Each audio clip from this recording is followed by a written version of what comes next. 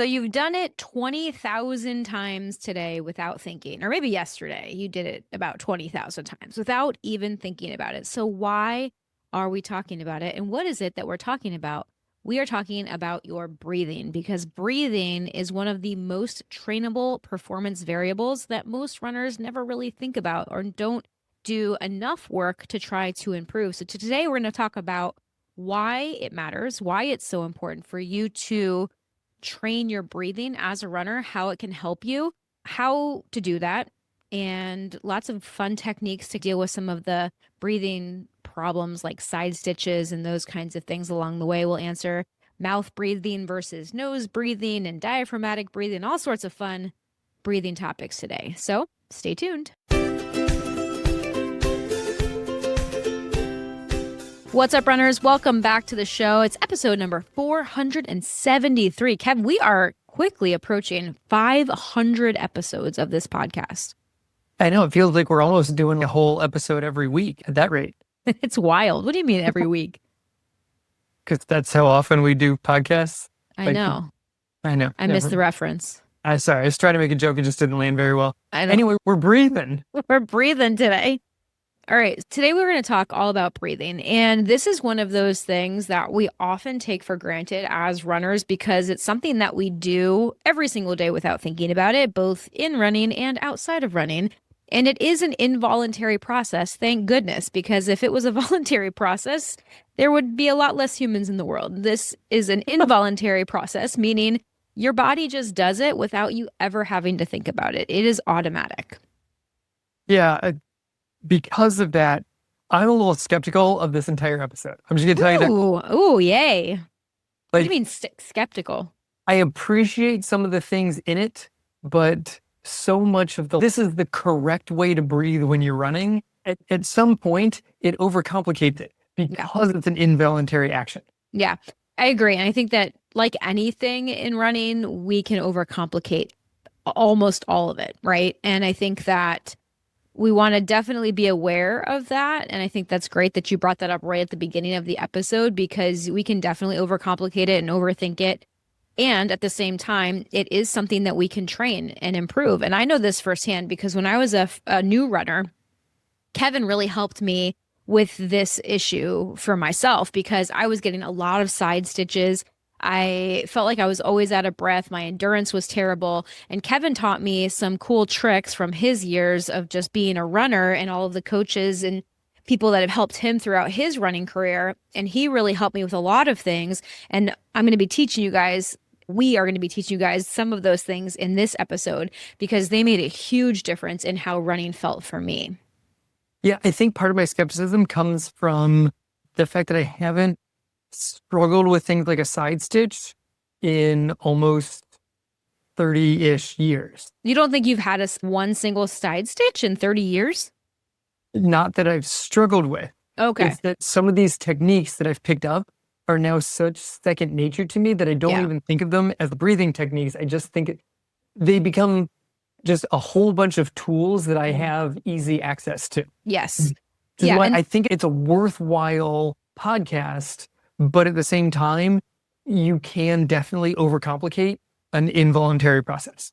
I agree. And I do think, though, that I'm glad that you mentioned that because I think that's a huge part of it because you have been doing so many of these things for so long. They have become just involuntary for you. You don't have to think about them. They have become more automatic.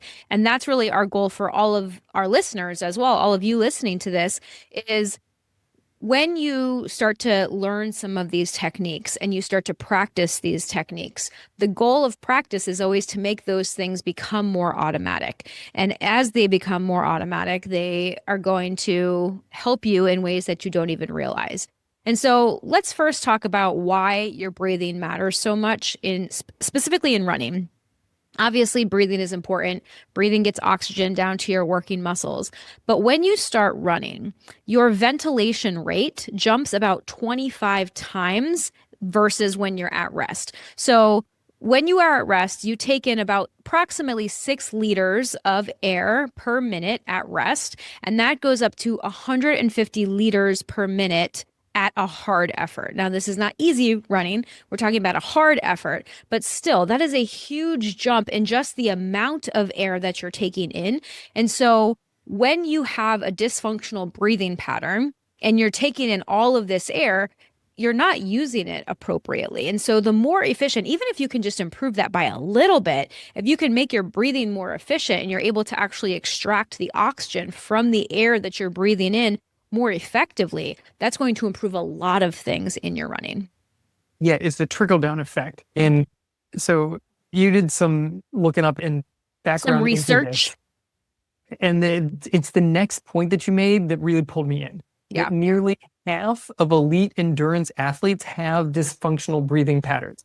This was the thing that came out in 2024. And it's only looking at elite endurance athletes. And half of them had what was characterized as a dysfunctional breathing pattern.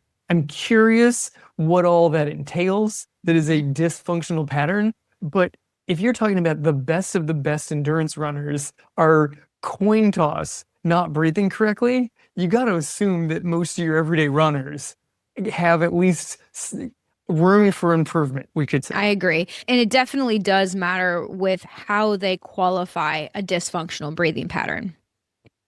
So, in this specific study that we're referring to, they categorized breathing patterns into three main types. And we're going to be talking about different breathing patterns later in the episode. But in this research pattern, the diaphragmatic breathing pattern was the only one that was categorized as a functional breathing pattern. So, are you doing actual diaphragmatic breathing?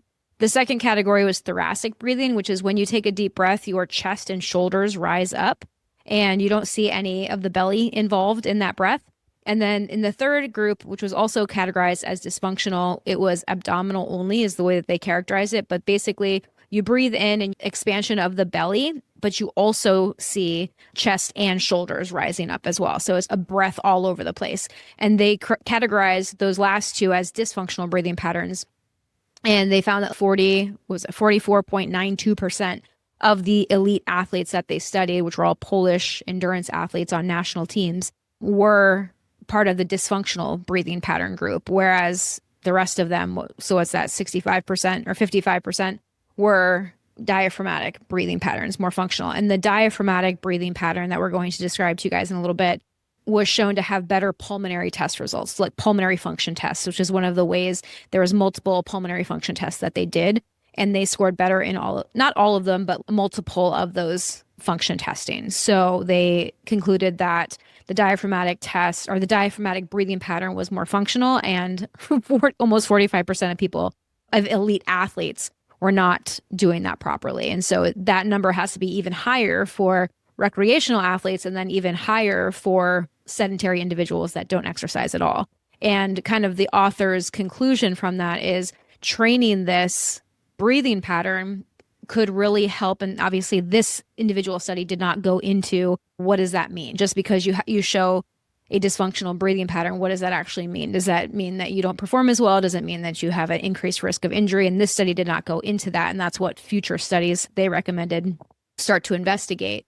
But there's a link here. There's a link in the way that we breathe. And it's not like there's a right way and a wrong way, but there's probably a way and a better way so that you can actually use that breathing and that oxygen more effectively to improve some of the areas that we're going to talk about today.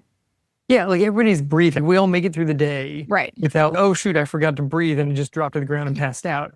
It'd be like a better way of doing it when it comes to sports. When you talk about taking in such a massive required ventilation, there may be a more efficient way to do it. And this is where you get into diaphragmatic breathing, because the diaphragm is a muscle, like all the other muscles in your body. You can train it. You can improve its efficiency, its resiliency. You can train the diaphragm, which is really helpful. And I remember doing this back in my teens. And the cool thing about breathing is that it's the only autonomic function that you can consciously control. So it has a direct line to your nervous system. We all know that when we slow down and take some deep breaths, we feel more calm, right? You take 3 deep breaths and you are calm, like you just feel more relaxed and more calm.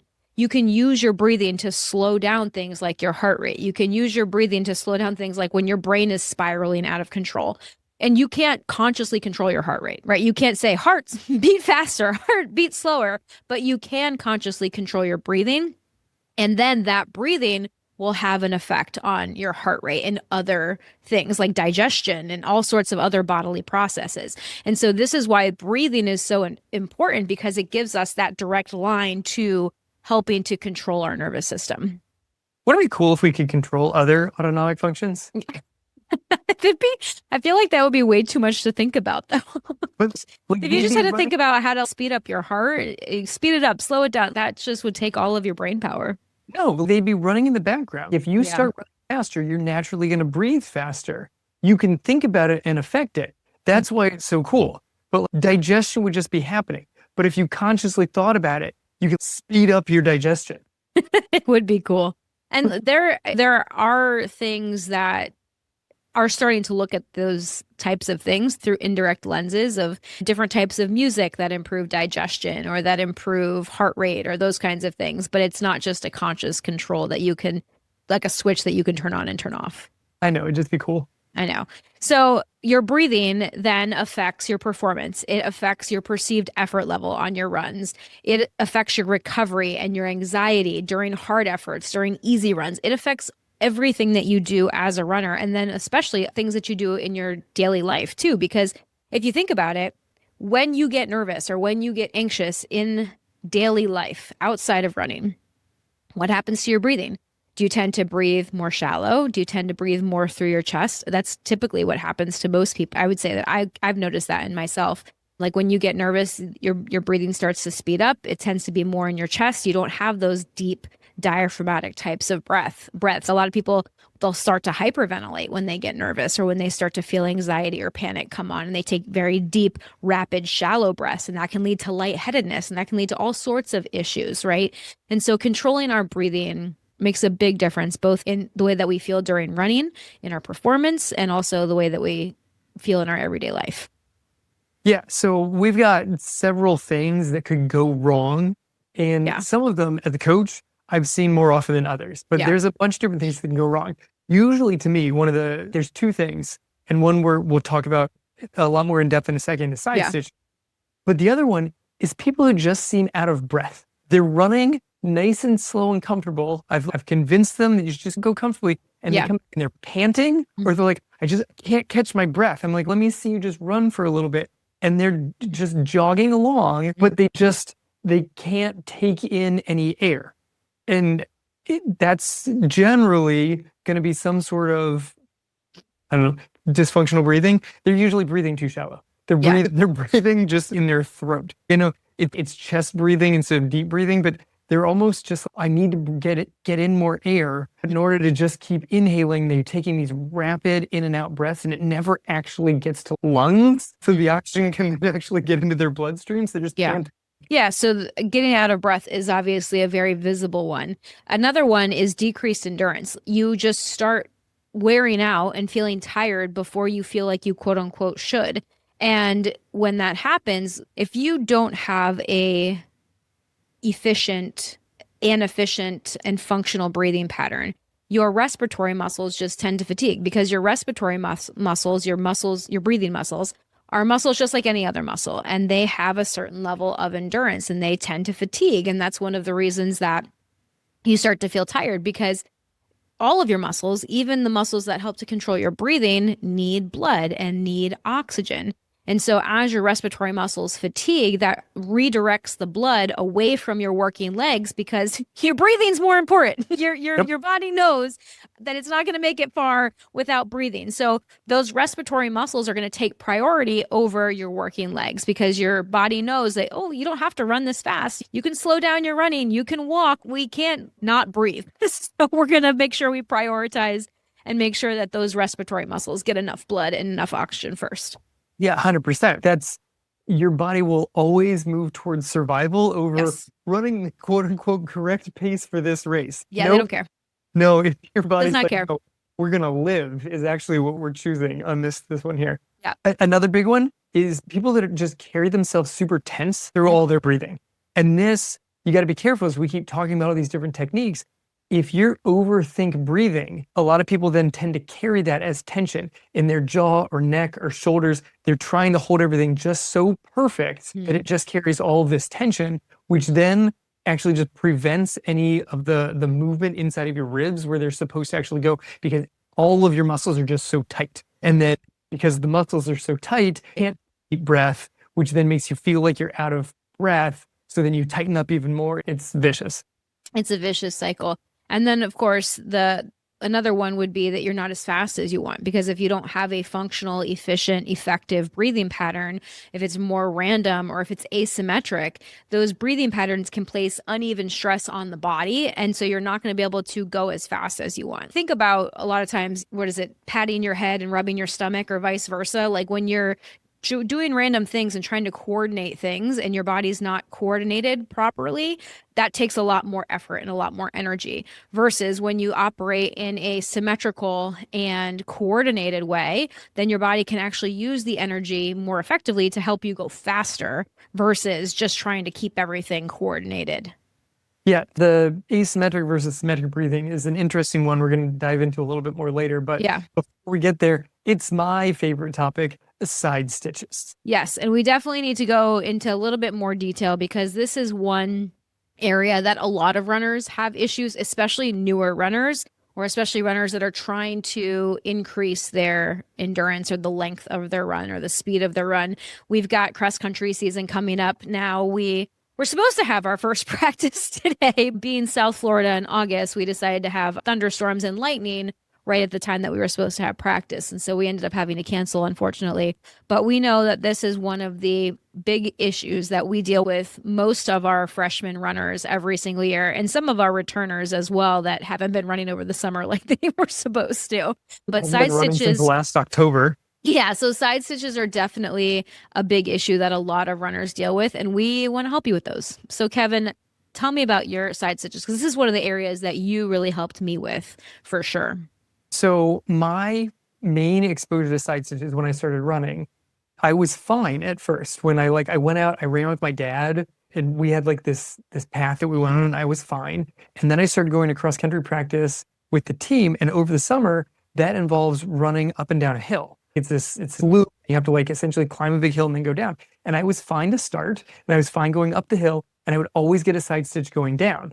And so then I learned all these various techniques to get rid of a side stitch once I already had it. But ultimately, that's not the goal. The goal is to prevent it from happening in the first place. Yeah. And I determined two things. One, I was a new runner. That was the main thing my coach told me is you're a new runner. You just have to, the more you run, the stronger the muscles will be and everything be held in place. That's fine.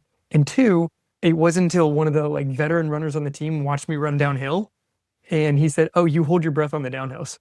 Okay, literally, I wasn't taking in any oxygen. I was gasping for air. Because you were so nervous, you were probably braced so much. So I was super tense through the shoulders, neck, and everything. And I would hold my breath until we got to like a slightly less steep part. And then I would like gasp for air and then hold my breath on the next steep part. It was like the least efficient way that you could breathe as I went down the hill. So side stitches nonstop. No, But and that was, go ahead. so what's actually happening? Because my coach was also right that the more I ran, the less I got side stitches. Because what's going on here? So this is the really interesting thing because you hear a lot of things. And one of the biggest things that we hear from people, and a lot of the people don't really know. And so we're just guessing at like what exactly is happening. One of the biggest things that I've heard is that it's a spasm of the diaphragm muscle, right? Yeah, I've heard Have that. you heard that one? What other things have you heard? That is the one that I've heard enough that I have repeated to other people. Yeah. Whether it's correct or not, I've heard it enough. And some of the treatments make sense based off of saying it's a spasm of the diaphragm. Yeah. But if you put your hand like where your diaphragm is, it doesn't feel like that's what's going on. And so this is the interesting part is that we actually don't fully know. If you actually look at the research on what causes this pain, this sharp, intense, awful pain that we experience, there's different theories on it because they don't really know exactly what causes it. And so the leading theory, currently the best supported theory, is that it's, okay, ready for the big words for it? The Yes. parietal peritoneum irritation. So the parietal peritoneum is the lining of the abdominal wall. And so the theory is that the friction between the parietal and the visceral layers of the peritoneum, which is your abdominal wall there, caused by that repetitive trunk movement during running, especially combined with a full stomach, irritates the lining and produces the pain. And that explains why eating close to running tends to provoke it. And also why certain types of drinks, especially like very carbonated drinks, tend to also irritate it more because they're increasing the volume and the pressure in the gut, which increases the friction there. So that is currently the best supported theory that we have. Yeah, it's wordy. I Yeah, was just pushing to you to say parietal I peritoneum, but know. It's fun like that, right? Some it's of the, weird because so it's this lining that's trying to hold your organs in place, and as you run and jostle, your organs essentially pull down on this thing and cause right. so that means that the more you do it, do you numb the irritation, you just get used to the irritation? Are there Well, yeah, muscles that because support it better? I think it's a combination of all of it, right? I think that it would be a combination of your muscles getting stronger and supporting it better. And then, like any type of nerve, so pain is a nerve signal, right? Like when we experience pain, we are getting some sort of irritation somewhere in the body, and that pain signal is being sent to the brain. And with time, our nerves get desensitized, right? Yeah. If so, I think maybe that could be happening there. And again, these are just theories, right? So we again don't really fully know.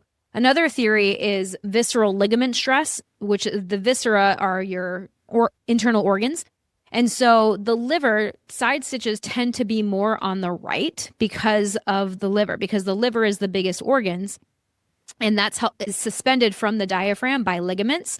And so that repetitive impact of running pulls the organs downward while the diaphragm is moving upward, creating stretch stress on those ligaments, which is that would explain why it's twice as likely to occur on the right side in adults because the liver is the heaviest organ and hangs on the right side. I know for me, I always get them on my right. I don't know if you remember since it's been 30 years since you've had one, if you remember what side, but mine was always on my right. Oh, I would get the wraparounds. Wraparounds. Yeah. Oh God, that sounds terrible. Mine was like right under my rib, right on the right hand side. Yeah, no, the fact that it never, I could get it on one side, but sometimes it would stretch to the other. I Yeah. have had them in the past few years, but I get them rarely. I Mhm. usually am able to deal with them relatively quickly. But Yeah. I've had some bad ones, and usually it starts whichever side. If I don't get rid of it, it will start wrapping all the way around, which is why it makes sense to me to Mhm. phrase it as a spasm of the diaphragm, even if Yeah. that's not even what's happening, Yeah. because that's what it feels like. And so that is the third theory. And right now it is the least supported theory, but that's kind of the old textbook explanation. But based on what they currently have access to, it's considered the least likely is that the diaphragm becomes oxygen deprived during hard exercise and produces a cramping type of pain. But they don't think that's really the most consistent, or they don't think that's the best explanation of what exactly is happening. All right, so Quote unquote, they, like they, scientists out there.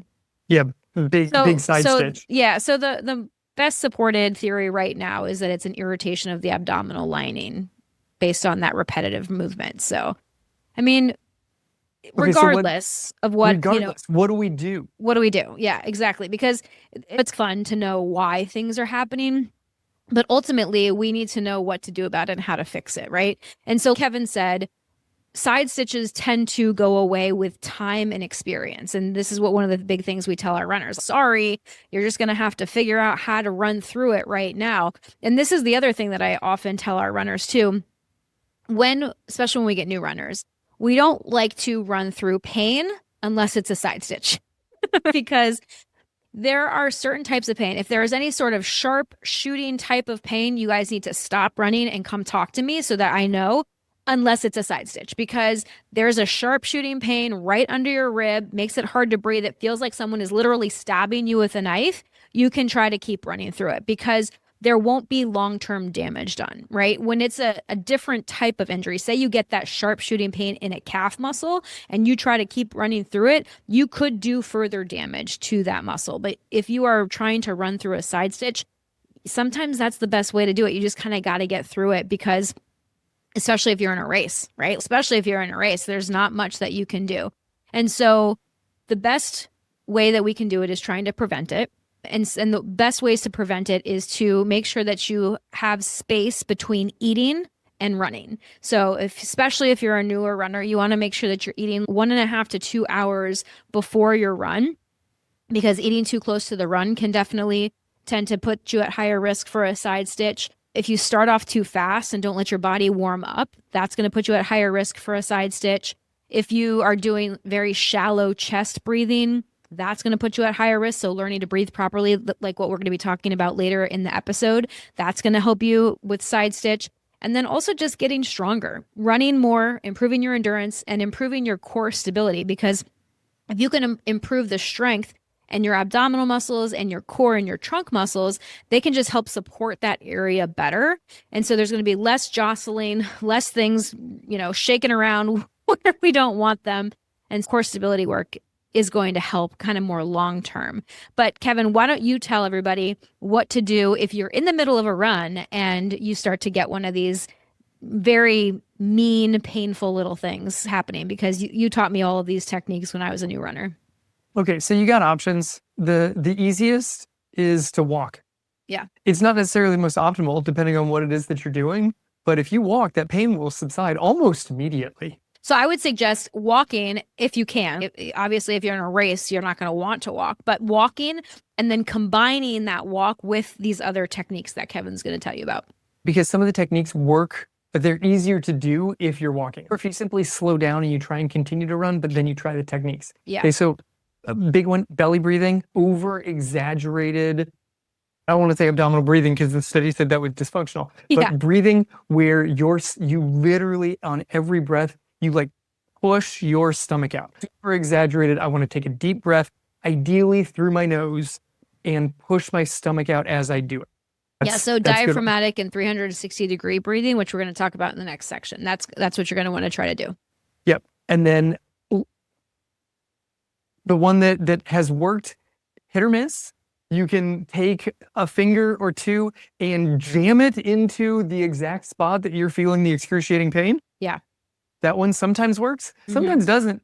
Sometimes it just angers it, but sometimes it works. It's going to make it worse, though. Sometimes it migrates to the other side. You never know, but that one works. And I try and breathe in and out with my hand in place. So try and get your fingers deep into exactly where that pain is, and then take a breath or two. If you can take a deeper breath while jamming your fingers in, that's ideal. And then the other one is slow exhale through, close your lips like you're trying to blow out a candle, really purse your lips and take a long exhale. Yeah. Beyond just tighten the lips, I actually like to take my hand and make a soft fist with it. I make a little opening between my index finger and thumb, and then I close off on the pinky side and I blow into that as hard as I possibly can. So it's a forced, difficult exhale. That is like a resisted exhale. A resisted exhale. That's my biggest one. In blowing out through pursed lips is also that. Blowing a raspberry, just like that is. I tell that one to the runners when they're racing and they get a side stitch, because I try and get them to blow raspberries. Because even if you can get them to laugh about how ridiculous it is that they're in a race and blowing raspberries, sometimes the laughter will throw their breathing off enough that it makes the side stitch go away also. Really, anything that just makes a big switch in your breathing will sometimes make a benefit. But the good ones are if you can slow yourself down and take a good deep belly breath, and then slow exhale through pursed lips. Yeah, and like you said, that's one of the things I like to do is jam my finger right into that side stitch and try to breathe into that spot, breathe into my finger. So I'm almost like pointing to my body of, this is where I want you to breathe. Breathe right into this spot, and that tends to help and make it relax. Yeah, you're big on the jam your fingers in. I'm big on the blow into a fist. But honestly, you find the way that has worked for you before, and then you've convinced yourself, this is my trick for getting rid of side stitches. Yep. I think it's like hiccups. Everybody's got a method for getting rid of hiccups that they're convinced works the best for them. Yeah. And it may, but part of it might be because you've convinced yourself that's the one that works for you. No, you hold your breath and put your chin to your chest and hold it as long as you can. Yeah, you drink from the opposite side of a cup. Do you do that? That's how you get rid of hiccups. I've not seen you do that. I'm not sure the last time I had hiccups. That's true. Hmm. I had them yesterday because I took a drink out of my Stanley through my straw and it just hit the back of my throat weird. Remember, I came out and I'm like coughing. You're like, "Are you okay?" You I were was choking on coughing. water. I was hiccuping. My eyes were watering, all sorts of weird stuff. All right, so let's talk about what is a functional breathing pattern. So Yes. this is one of the things that the study that we referred to talked about diaphragmatic breathing. You've probably heard this term. Most people are actually doing diaphragmatic breathing wrong. They think that they're diaphragmatic breathing, but they're, according to that study, doing more of an abdominal breathing where they allow their belly to expand, but then also their chest and shoulders rise. Because true diaphragmatic breathing, your chest and your shoulders stay relaxed, stay quiet, and you get an expansion of the diaphragm in 360 degrees because your diaphragm is a 360-degree muscle. It is a dome-shaped muscle that sits right underneath your lungs and above all of your abdominal internal organs. And it stretches the full length of your trunk. And so this muscle is your primary breathing muscle, and most people are underusing it. Most people breathe more through their chest, and so they are not oxygenating fully, not just in running, but just in regular life. Most people are using chest dominant breathing, which is less efficient, it's more fatiguing, and it also creates that chronic upper body tension that you were talking about too, Kevin, like the tension in your chest, in your shoulders, in your jawline, in your neck. And it just makes the whole area tense because of the way that you're breathing, and the diaphragm is not able to fully expand, able to fully get in that air and relax the body also. That's the big thing too, is that there's that direct line to our autonomic nervous system through our vagus nerve. And if we're not utilizing that properly, we're just getting more of that tightening and tension in the body. The key on diaphragmatic breathing that I really is when you're able to take a deep breath and air gets into the lower part of your lungs, not just the top part, but the That's the lower part part. you really like? I think this one's Yeah, fascinating is you actually like there's greater blood supply at the bottom of your lungs than there is at the top. So if you right. can take a deep breath, then the oxygen that coming into your lungs will then actually have greater chance of passing into the bloodstream, which Mhm. is ultimately the point in terms of exercise. You want to get oxygen into the bloodstream so that you can then use that and run faster. Like not why we breathe. We breathe so we don't poison ourselves with carbon dioxide, but in terms of running, we want to get oxygen into the working muscles, and taking a deep breath is going to get more oxygen into the bloodstream because you Mhm. have greater blood supply at the bottom of your lungs. Which super cool. It is super cool. And most people don't really realize that. And you want to get down into those deeper lungs. And they've actually done some crazy studies showing people that have been chronic chest breathers and how much they don't utilize their lungs and the way that the lungs, like the lower lobes of the lungs, atrophy over time, with age and lack of use. It's really interesting. So to take it one step further, diaphragmatic breathing has also been called 360-degree breathing because a lot of people think, oh, diaphragmatic breathing means belly breathing. And they think about abdominal expansion in a forward direction, which is good. That's a good place to start. But like I said, your diaphragm goes all the way around your body inside your thoracic abdominal cavity. And so we really want to be expanding in all directions. We want our ribs to expand to the front, to the sides, and to the back. Thinking about breathing into your back. Have you ever done that? Me? Yeah, No, I've never thought about breathing into my back. do it I right now. have okay. I did think about breathing into my back 20 minutes ago when I read through the outline for this podcast. There you go. When I learned diaphragmatic breathing, I was taught to first, I did it while laying down and put my hand on my stomach and try and get my hand to rise and fall. Yes. And then once you do that, the teacher then said, okay, now move your hands to your sides. Keep them on your ribs, not just casually at your side, but keep them on your side, still touching ribs. Yep. And now do that same deep breath and see if after your stomach goes up, you then push your hands out. I never made it to the third part of can you feel your body actually pushing down into the floor? But that is your full 360. Is your stomach rising? Are your ribs pushing outward? Yep. And do you feel actually like you're pushing down into the ground? And I can definitely make myself do it. It's super cool and it feels amazing. It Like it feels feels amazing, right? Doesn't it also help to relieve some of the tension in your lower back too? no. If you did it enough, maybe. If I did it enough, if I laid down and Yeah. did it, I was trying to do it while standing or sitting in a chair and see if I could actually feel like I was pushing against the back of the chair. Yeah. It did actually slightly alleviate the mild background headache that I've got because Oh, there today you was go. day one back at school. Yeah, So I because you came actually home with a mild headache. you got some oxygen up to that brain of yours. There you go. So when we are able to do that full 360-degree breathing and that expansion, that helps to create that intra-abdominal pressure, okay? Because what is happening is if you ever have heard from or learned from or seen some videos on Instagram about core stability or pelvic floor, basically your diaphragm is the top, and a lot of experts, they describe your abdominal cavity as a can. And the diaphragm is the top of the can, and your pelvic floor is the bottom of the can. And the goal is to create pressure in your abdominal cavity, but regulated by your diaphragm and your pelvic floor. Because a lot of times people will think about trying to tighten their pelvic floor and doing Kegel exercises and those kinds of things, but they don't think about their diaphragm. And all of it has to work as a system. And so that intra-abdominal pressure helps to create that core stability system that helps to protect your spine and your internal organs during running. So it's really a cool thing that you can start to do that most people haven't even thought about. But when you create that bracing system and start to fully use your diaphragm, then you're also very likely going to help improve the strength and the function of your pelvic floor muscles as well. And then getting them to coordinate and work together, which we're not talking about in today's episode, is another way to really help to improve the stability of your core. Yeah. So when we're talking about improving your core in this one, it's a lot less. You can do planks, like that's going to improve your core. Yeah. But literally just. Yep. But planks while you're thinking about your breathing is even better. Yes. Like this is the cool thing about breathing is that it can literally improve everything you do. If you just focus on your breathing with your strength training exercises, you will drastically improve the effectiveness of those exercises. I was actually doing this today with my mom, talking about the pelvic floor and the breathing exercises.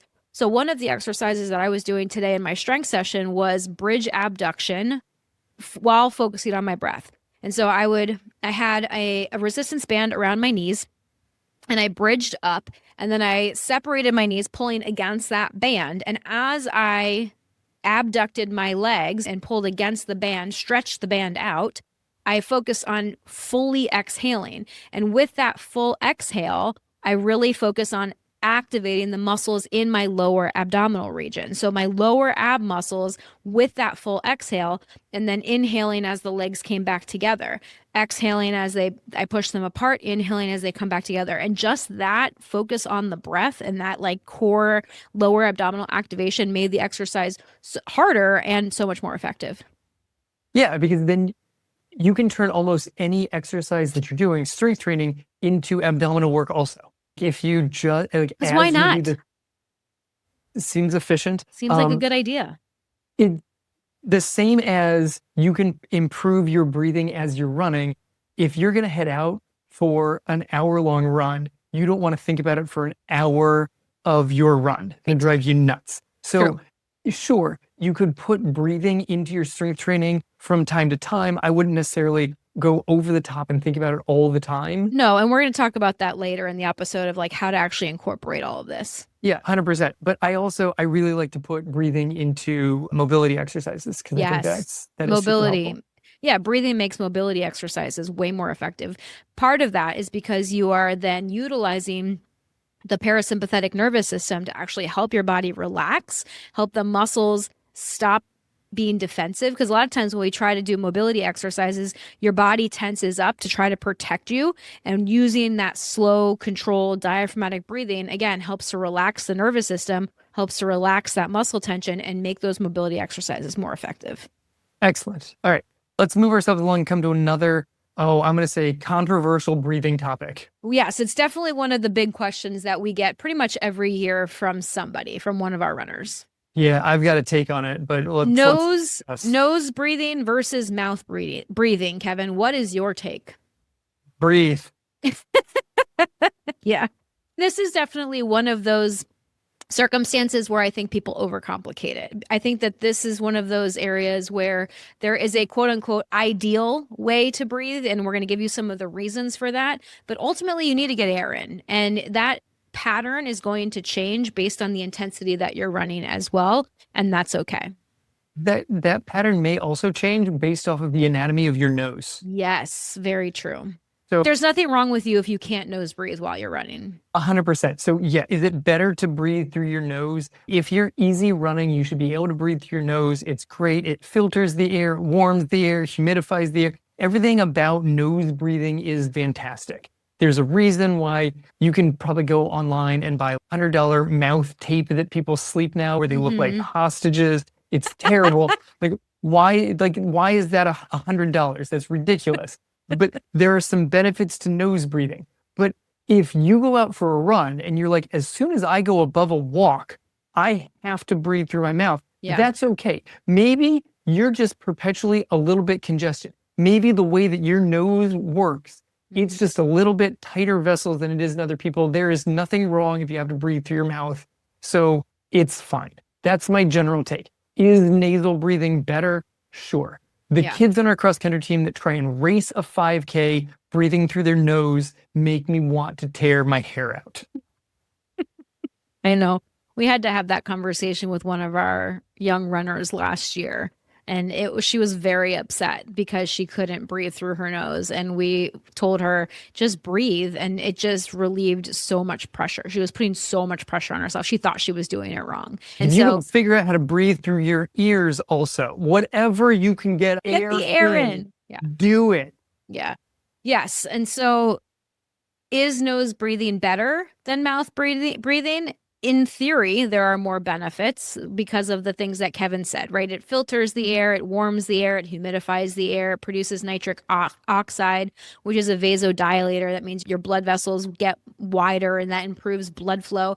But there's you can just buy the expensive supplement. You can now take pills that are nitric oxide. But there's people out there. Maybe you used to play hockey when you were younger and you broke your nose a bunch of times and you have a deviated septum. That's not going to work for you, and that's okay. So we are here to say, is it a good thing to practice? Sure. But if you want to practice breathing through your nose and seeing if you can make that work, start with your easy runs and see if you can breathe for a couple of minutes through your nose and then go back to breathing however you normally breathe. You can practice this. You don't have to just decide either I'm a mouth breather or a nose breather. Like, you can combine both nose breathing and mouth breathing during your run and probably get good results. And this is going to change based on your effort level. I know that for the most part, I'm a nose breather when I'm running at an easy pace.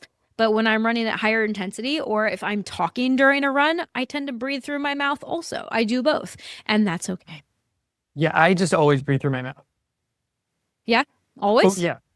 Over time, I think I figured out how to, at much faster paces, effectively breathe through my mouth and nose simultaneously, which I thought I was doing at first, but it turned out once I opened my mouth, I was just breathing through my mouth. Yeah. But I think I've actually figured out how to take in air through both and just get more air in. But yeah, I almost as easy as I'm running, my mouth is still open. It's not gaped, but I open my mouth so I can breathe. A gape? Yes, a gape. All right. Let's talk about exercises that you can do to actually improve your breathing, okay? Yes, please. Oh, okay, great. Now, this applies. We're going to start off with breathing exercises when you're not running, because we highly recommend that you actually practice these things when you're not out there running. And you're going to move from off the run and then gradually add it into your run. And we're going to teach you guys, or we're going to recommend ways that you can do that. So the first technique that you want to learn is diaphragmatic breathing. It's true diaphragmatic breathing. And so for a lot of people, the easiest way to do this is like what Kevin had mentioned earlier, is starting off on your back. If you want to start sitting, that's fine too. I usually have people place one hand on their chest. If you guys are watching us on YouTube, because you guys know we have video podcasting now, we are on YouTube. So if you're watching on YouTube, you can see me demonstrate this. I have the person put one hand on their chest and one hand on their belly. Kevin is showing it better than I am because you can't see my belly with the way that my camera is currently set up. So yeah, Kevin, just scoot back a little bit. I'll just instruct you. There we go. Perfect. Oh, now he's standing up. Perfect. So one hand on the chest, one hand on the belly. If you are lying on your back, you can have your knees bent because a lot of times that helps to keep the body more relaxed. It helps keep the back pressed into the mat. What you're going to do is you're going to inhale for 4 counts through your nose, preferably, but if you want to use your mouth, you can do that too. And the goal is to get your belly to expand. So you want the hand on your belly to rise and you want the hand on your chest to stay still. So you want to try to expand your belly without moving, without the hand on your chest moving. So you're going to inhale for 4 counts and you're going to try to exhale for 6 counts. So go ahead. When you first start, don't even worry about counting. No. See if you can, like if you are a significant chest breather, see if you can make the hand on your belly rise. Like when I got into this, I couldn't make that go up. I didn't even try and get into this through running. I really think that the main time that I started figuring out how to breathe better was my senior year in high school where I took a meditation class. Okay. And we learned various breathing techniques. Yes, and this is a fantastic technique that you will learn in meditation or in yoga. Diaphragmatic breathing is very important. And so that's one of the reasons that I like you to put your hand on your chest and on your belly, because then the goal is for you to breathe into the hand, right? You're giving yourself essentially a target. It's called biofeedback. And so one of the things that if you are finding it difficult to expand your belly when you breathe, I would suggest that as you exhale, you're going to keep that hand that's on your belly, exhale all the air out, and then give a slight push right before you inhale. So you're giving this little nudge of, this is where I want you to expand. And this is one of the techniques that I use with my patients, is I give them that manual, just a little jolt to help the belly understand where it's supposed to go and where it's supposed to expand. Excellent. It's a great technique. Yeah. You suggest you can do this heading to sleep because it's a good one already? Great. Yeah. So do it 5 minutes before bed or 5 minutes after your run, and it will just totally help to calm your nervous system. From diaphragmatic breathing, you can do it lying down, then you should do it sitting up, then standing, then walking, then running. So that's how you would progress this technique, is learning how to do it in those slow, still positions first, and then practice while you're actually moving around, while you're cooking dinner, moving around the kitchen, practice breathing into your diaphragm. From there, you can move on to the 360-degree breathing. So you're going to put your hands on your side, on your lower ribs. Kev, you want to show our video viewers exactly where we're putting those hands? Yeah. So we're putting our hands right on the lower ribs there. And the goal is to focus on pushing your ribs outward as you inhale. So you're inhaling, you're focusing on pushing those ribs outward and feeling the expansion of your rib cage in a lateral manner, side to side manner. Got it? Yep. All right. Same thing. If you are having a hard time with it, as you exhale, you're going to let the hands kind of exhale in and then just push a little bit of pressure as you start to inhale. And that will often help get those side to side breath in. Just like diaphragmatic and 360 are very much connected. Yes. So start on your back, move to sitting, move to standing, slowly progress. And then we've got some other practice drills that you can do. Okay, so that's the technique. The technique is actually the diaphragmatic breathing and the 360-degree breathing. So that's what you're going to really want to focus in and practice on. Now we have some other ideas that you can use, and these are breathing drills that people use, and you've probably heard of some of these. And this is just really good for nervous system relaxation, for helping to increase the depth of your breathing. And there's been a lot of really good research on a lot of these techniques as well. The first one is box breathing. This was, I don't want to know if it was first developed in the Army, but the military definitely uses box breathing and teaches this to the soldiers. Basically, you just imagine that you are drawing a box. So you inhale for 4 seconds, you hold for 4 seconds, you exhale for 4 seconds, and then you hold for 4 seconds. Okay, so you're going 4 seconds up, down, up, side, down, and back to the front. And there's been research that have shown that it's improved cardiovascular recovery. It's good for relaxation. It helps with your nervous system. So you can use box breathing for pre-run. You can use it post-run. You can help it to calm your pre-race nerves. You can help it you can use it to help you while you're sitting in terrible traffic. There's all sorts of good use for box breathing. Yeah, box breathing is the next step once you actually know that you're breathing right. I don't think it's great. You can box breathe to try and calm yourself down while you're still chest breathing, but it works better Much just to better. be able to inhale 4 Yeah. and then hold and exhale and then hold if you're actually breathing deeply. And then as you get better at it, you're going to have to slow the rate of your counting because otherwise, instead of inhale 4, it's going to be like inhale 6 and Yeah. then it's fine. Just count slower. The The next, next one that you got is a good one. Is the 4-7-8 breathing, where you inhale for 4, hold for 7, and then exhale for 8. And then you can move back to inhaling. It's a triangle. It's a scalene triangle instead of a square. thank you, geometry teacher. You are welcome. I'm ready to go. Almost anytime you exhale more than you inhale, it's going to help your body relax. The longer exhale versus inhale activates your parasympathetic nervous system. Yeah. And this is a great example of it. Yep. Another technique is called the physiological sigh. And this is an interesting one because this has been shown for acute stress reduction. So people will often teach this to help reduce anxiety attacks, panic attacks, that acute stress.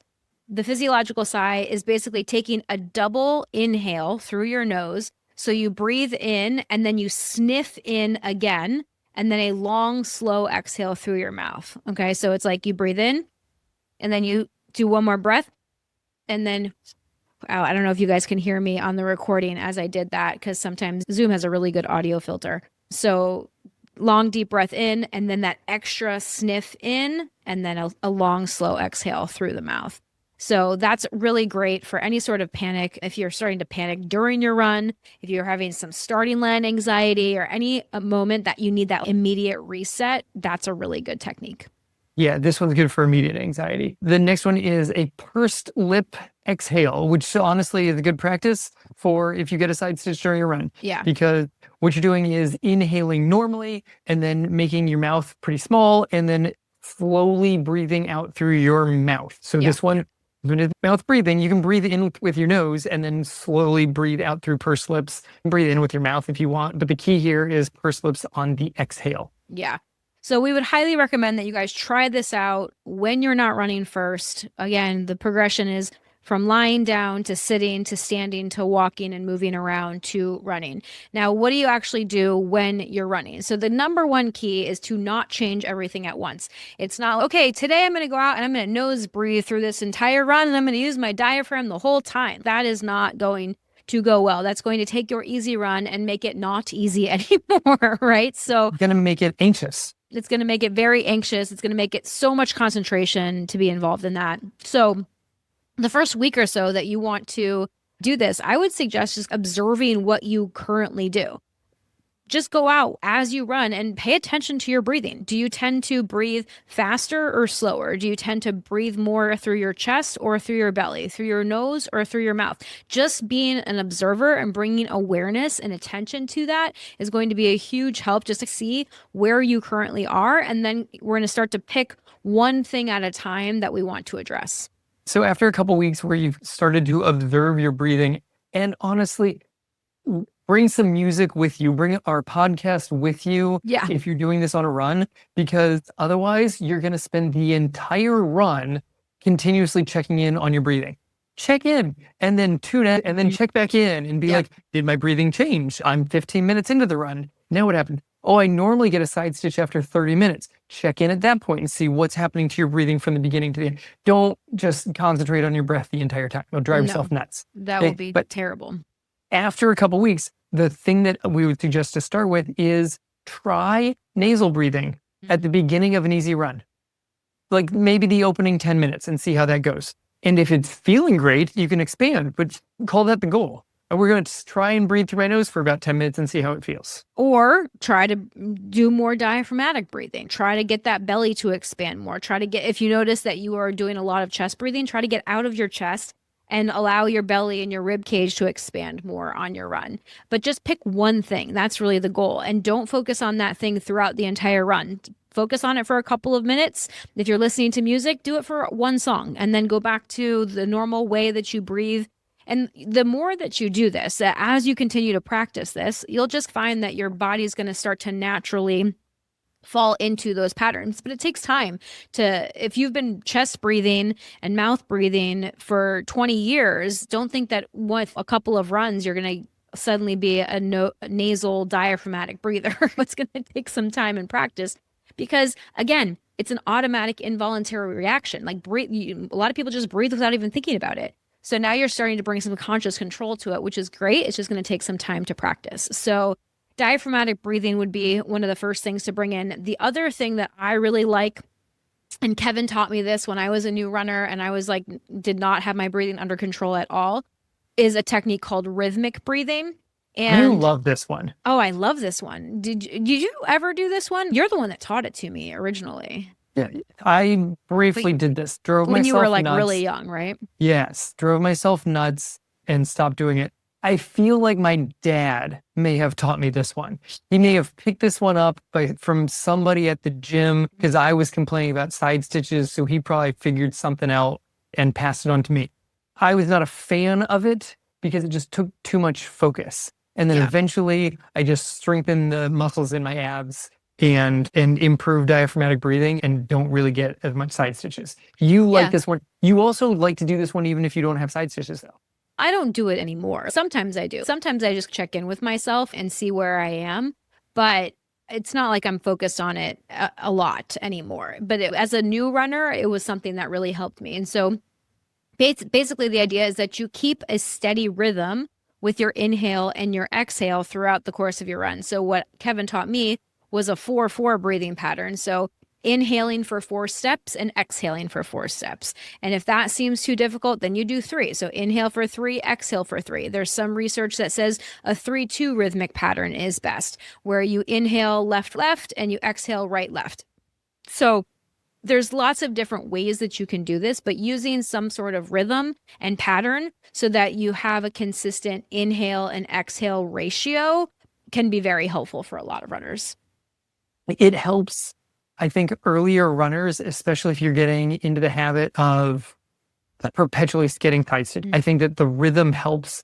I think that if you can figure out how to get a pattern that your inhale and exhale adds up to an odd number so that with every step, you're not always starting your exhale when your left foot hits the ground or always when your right foot hits the ground. I think that would help. Yeah. Especially newer runners. If you're not suffering from side stitches, this is not a thing to worry about, in my opinion.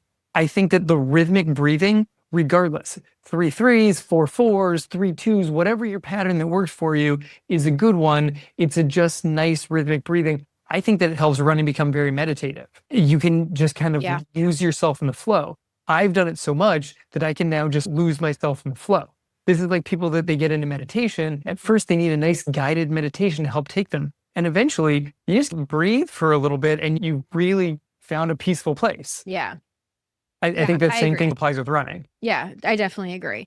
So again, these techniques are not for everyone, but if they're going to be helpful, try them out. See what you think. So those are suggestions for breathing during running as well.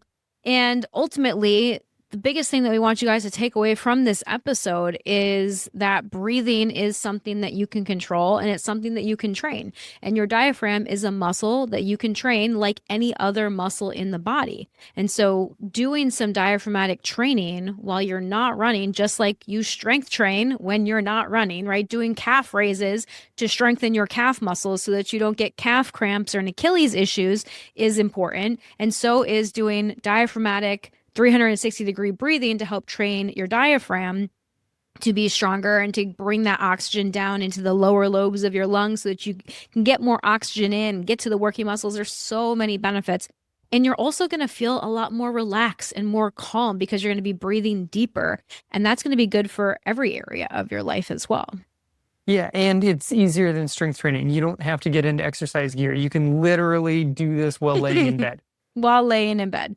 So that is the challenge that we put out there for you guys today and this week. Spend 5 minutes when you get into bed tonight and just focus on your breathing. Put one hand on your chest and one hand on your belly and really make that belly expand. And I'm guessing that a lot of you that might find it difficult to fall asleep are going to be asleep before you know it, and that your sleep might be more restful and there might will likely find so many additional benefits in your life from all of these breathing techniques. So go train your diaphragm, use that breathing muscle, use your breath to support you both in your running and outside of your running, and see what happens.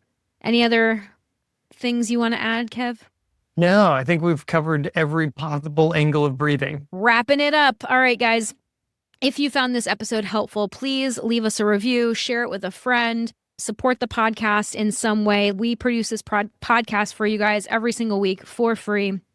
If you want to support the podcast, if you want to donate to the podcast, you can go to realliferunners.com/podcast and you can make a donation there. But you can do just as much by just sharing and leaving a review and helping us to spread the word and get this podcast out to more people. As always, thanks for spending this time with us. This has been the Real Life Runners Podcast, episode number 473. Now get out there and run your life.